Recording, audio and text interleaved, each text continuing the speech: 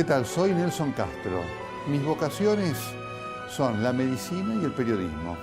Le agradezco a la vida ser lo que siempre he querido ser. Y mi pasión es la música. Tarjeta Naranja. Presenta Grupo Edisur. Desarrollamos Ciudad. Bienvenidos a Siete Puentes con Tamara. Hoy tenemos un invitado muy especial que ha venido a Córdoba a hablarnos de la actualidad y de lo que pasa en el país y el mundo, por así decirlo. Bienvenido, Nelson. Muy bienvenido. Gracias, Tamara. Un gusto estar contigo en tu programa y te felicito, realmente. Además, qué lindo título, Siete Puentes con Tamara. Me encanta. Vos sos un puente en esta vida. Sí, bueno, espero que sea un puente que lleve a algún lado bueno, ¿no? Yo creo que sí, que cada uno de nosotros en algún aspecto somos puentes que arrimamos conceptos o unimos personas para, en tu caso, el tema de el periodismo y también la medicina. Así es, tienen cosas en común, efectivamente. Por eso te quería preguntar, ¿cómo compatibilizas la profesión de médico con la de periodista? ¿De dónde surge esta pasión por esta comunión? Bueno, mira, nació de chico. Uno nunca sabe cómo es el origen, ¿no? ¿Por qué? Pero yo me acuerdo que nació de chico. Yo ya a los 12 o 13 años tenía decisión de ser periodista y de ser médico. Era muy interesante porque en aquel momento, yo tenía 12 años en 1967, estudiar periodismo era una cosa muy rara. Hoy es algo espectacularmente común, ¿no es cierto? Había muy pocas escuelas de periodismo y no se sabía muy bien qué era eso de estudiar periodismo.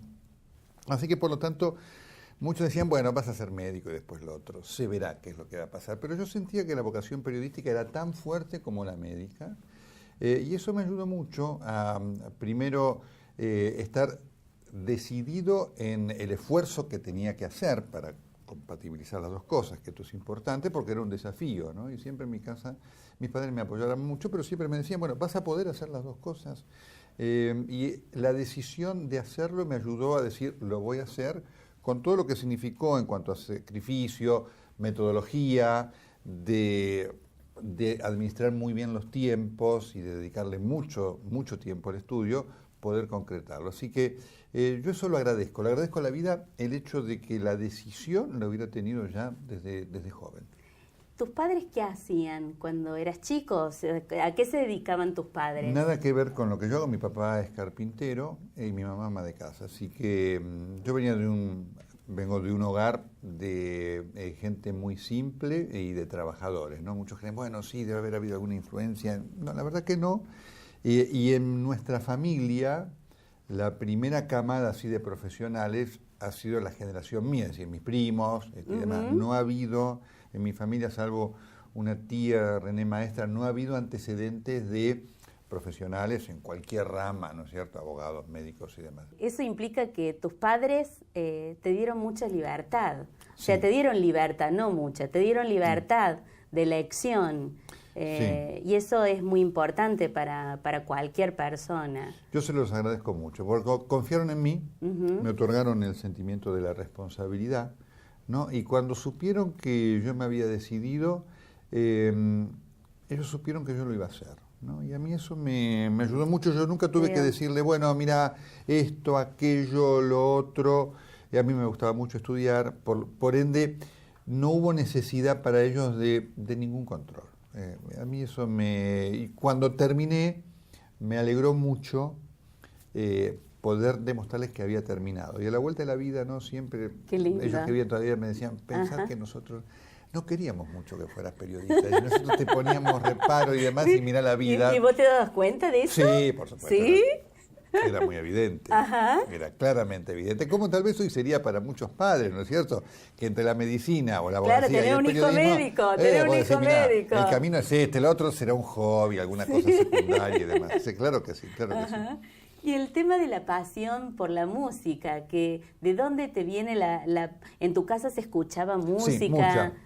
Sí, mucha. A mi mamá le gusta mucho la música, mi mamá cantaba muy bien, como típico de lo que pasaba en aquel momento, mi mamá hoy tiene 81 años, ¿no? Cuando ella era chica... Es joven tu mamá. Por supuesto que sí, está muy bien. Pero cuando ella es chica tenía una profesora de música que la quiso estimular a estudiar canto, y a estudiar canto para poder ir al Colón y demás. Y por ¿Canto supuesto, lírico? Sí, claro. Cuando terminó el colegio secundario, la madre le dijo, mira, querida, lo tuyo se terminó, así que lo tuyo será venir a colaborar en la casa, esto, aquello y demás, ¿no? Y a mi papá también le gusta mucho la música, así que eso sí me lo transmitieron y yo se los agradezco, porque fue arduo y ahí sí tuvieron que tener un poco de insistencia, porque obviamente empezar a estudiar un instrumento musical implica una disciplina, un trabajo, y al principio fue duro, te diría, fue duro hasta que en un momento hubo un clic, que entre los 12 o 13 años y se despertó en mí una pasión por la música que aún hoy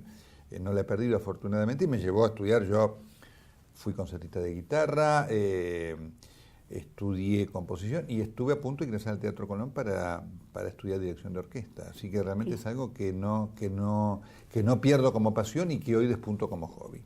Ahora, a la hora de escribir, porque vos sos un gran escritor. Sí, eso de gran escritor. Bueno, un escritor, ¿sí? Un escritor.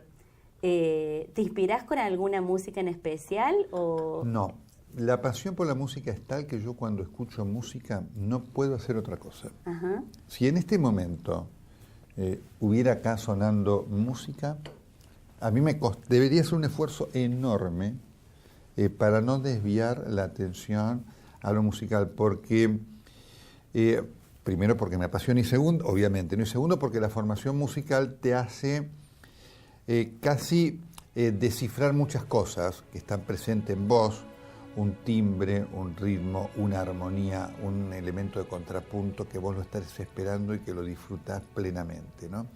Entonces, cuando yo me pongo a escribir, lo hago sin... Cuando escucho música, escucho música. Así como cuando estudio música, estudio música, que para mí es una fuente de energía fenomenal. Yo todos los días estudio piano 1 hora. Ajá. Y después... ¿Tenés un profesor? O... Viene un profesor a casa y después yo una vez por mes tomo clases de dirección de orquesta. Y para mí son cargas energéticas. Es decir, una vez que termino eso... Te sentís vivo. Otra persona, y puedo estar en el día con un montón de cosas, de barullo y demás. Digo, bueno, ahora es una hora de música. Es como ir al gimnasio. Efectivamente. Es como la cosa adrenalina. que yo hago, pero lo de la Sí. música es algo especial, único, que se lo agradezco a la vida.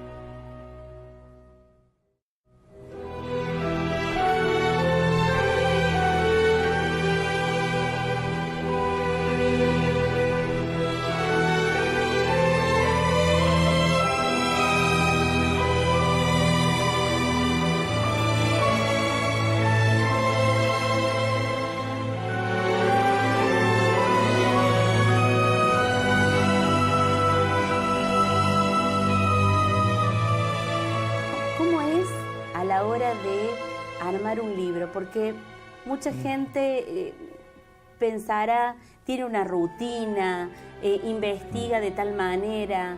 ¿Cómo es tu forma de armar un libro? Bueno, mira, los libros se van armando, digamos, tienen un devenir, que es la investigación del tema. Es decir, en algún momento surge el tema y sé que ese tema va a ser un libro, aun cuando no sé cuándo va a ser un libro, ¿no? Pero sé que ese tema lo va a ser. Enfermos de Poder, que fue el primer libro, tuvo una concepción de, desde que la idea surgió hasta que fue el libro, fueron exactamente 17 años, ¿no? De buscar algo que la realidad me mostraba, estaba ahí, y que por lo menos en la Argentina y en muchos lugares no había sido gran tema de material escrito o de libro. Así que estuvo rumiándose durante 17 años y un día, como consecuencia de eso, apareció todo el material, la idea, la forma de decir, acá está el libro. En nosotros, por supuesto, cuando vos empezás a hacer algo la primera vez y no conoces toda la metodología, todo lo que significa hacer un libro, se te hace casi algo críptico, ¿no es cierto? Críptico o apocalíptico, pero ¿cómo es esto? Y cuando uno después va aprendiendo el oficio, eso te ayuda muchísimo a poder concretar las ideas. ¿Trabajas solo en la investigación? ¿Tenés un equipo de trabajo? Somos muy poquitos. En la investigación trabajo. La idea, por supuesto, es personal y después trabajo mucho con Guido Baistrocchi, que es quien trabaja con nosotros en la producción, para ir en la búsqueda de los materiales, una vez que tenemos, digamos, la idea del libro. Y ha pasado que hay algunos libros que no han salido, porque la idea está y vos decís, el material no está. ¿No? A mí me apasiona mucho todo el tema de la investigación periodística histórica, que en la Argentina tiene un valor extraordinario por la cantidad de cosas ocultas que hay. Así que los libros van naciendo de esa manera y te diría que lo que finalmente comienza a trabajarse como tal en esa vorágine que vos conocés también, que cuando uno entra en un libro sabe cuándo empieza y nunca cuándo termina, cuando el editor te dice tiene que terminar tal día, antes de llegar a esa vorágine que dura los libros me llevan 6 o 7 meses de escritura, hay un trabajo, por lo menos yo te diría en cada uno de los libros, de 2 años de investigación, con la excepción, digo, de Enfermos de Poder, que fueron 17 años. Hace muy poco cumplimos 30 años en la democracia. ¿Qué reflexión, qué análisis haces retrospectivo y al día de hoy de estos 30 años recorridos? Los 30 años tienen como elemento más positivo la consolidación de la democracia como sistema de vida, que ha permitido ya que existe una generación de ciudadanos y ciudadanas argentinas, adultos que han vivido en democracia, lo cual es muy importante porque para ellos entonces todo el tema de no hay otra posibilidad que no sea vivir en democracia, y eso es muy bueno. Porque vivimos, nuestra generación, como tantas otras, vivió un tiempo en el cual se podía vivir en democracia o no. La sociedad civil fue corresponsable de estas cosas. Dicho esto, creo que todavía hay una deuda, no de la democracia, por supuesto que no, sino de las dirigencias, pero también de la ciudadanía. Nosotros debemos construir una república. Tenemos consolidada la democracia, pero no la república. La república significa tener instituciones sólidas, fuertes, de gran calidad, y una cultura ciudadana del respeto a la ley, de vivir, cumpliendo la ley y, por supuesto, trabajando para que se cumpla la ley, de participación en la cosa pública. Siento que esa es una deuda de estos 30 años, deuda sin deuda que si no se salda no nos va a poder, no nos va a permitir concretar el país de sueños que todos tenemos. ¿Vos crees que con eso tiene que ver mucho el sistema educativo? Tiene que ver mucho el sistema educativo, pero cuando hablo del sistema educativo no hablo solamente del colegio, tiene que ver también con nosotros los ciudadanos. Algo falla, algo pasa en la sociedad argentina, por lo cual, primero, se generan, se crean y se votan dirigentes de un nivel de corrupción como no se encuentra en muchas otras partes. No porque no exista corrupción en otras partes, pero el nivel de votación hacia dirigentes corruptos que se da en la Argentina es muy alto.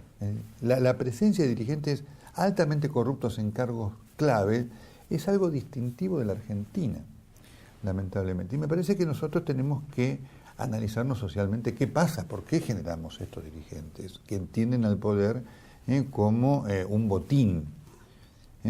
Y por eso tenemos que trabajar fuertemente en esto, ¿no?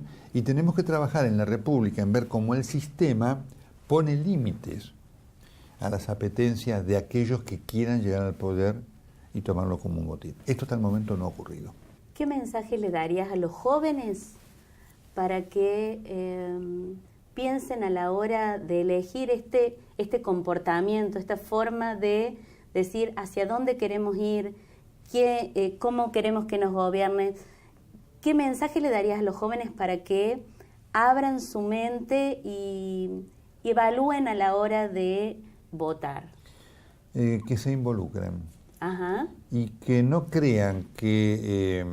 ¿Qué es involucrarse? Porque es muy importante. No, involucrarse es prestar atención a lo que está pasando en el entorno de lo que se vive, es decir, en su casa, en el barrio, en el colegio, porque la política se nutre de eso. A mí me preocupa mucho cuando los chicos dicen no me interesa la política. Hay que demostrarle lo que es política. Política no es solamente el partido. Política tiene que ver con la vida de él y hay que demostrarle que si no se involucran en la política, sus sueños no se van a concretar. O para concretar sus sueños va a tener que buscar otros horizontes con el desarraigo y todo lo que esto significa. Nelson, quiero agradecerte el haber estado aquí conmigo en el programa y bueno, haberme acompañado y haberte brindado, haberte abierto a los cordobeses y al resto del mundo, porque este programa también se ve a través de la web. Así que más que agradecida, más que... Bueno, yo te agradezco a vos y a toda tu gente por el estímulo que siempre tienen para conmigo. Así que cada vez que venimos a Córdoba y te encontramos, nos sentimos profundamente agradecidos por tu amistad, que para mí, para todos los que trabajan conmigo, es un regalo de la vida. Gracias, vos sabés cuánto los quiero. Gracias, igualmente. Hay gente que dice, incluso un crítico dijo, ¿cómo hace Aguinis para investigar tanto? Debe tener una legión de personas que trabajan para él. ¿Y? No, yo investigo solo. Investigo solo porque la investigación a mí me inspira. A medida que voy leyendo y encontrando, me surgen ideas.